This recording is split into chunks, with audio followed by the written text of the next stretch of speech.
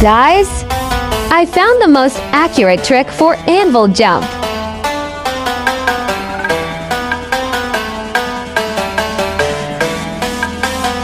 First, put your pot on the corner of the anvil.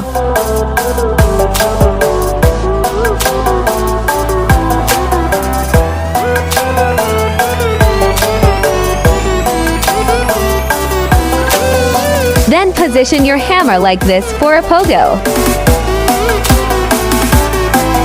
Then put your input acceleration on no. And the pogo. 1, 2, 3. And you can go up, but I couldn't because I was too exited.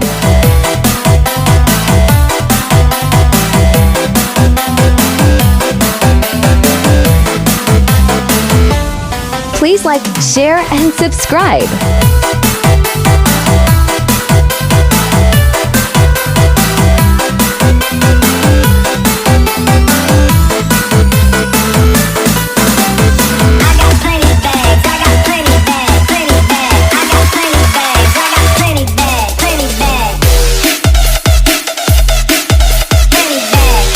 Done.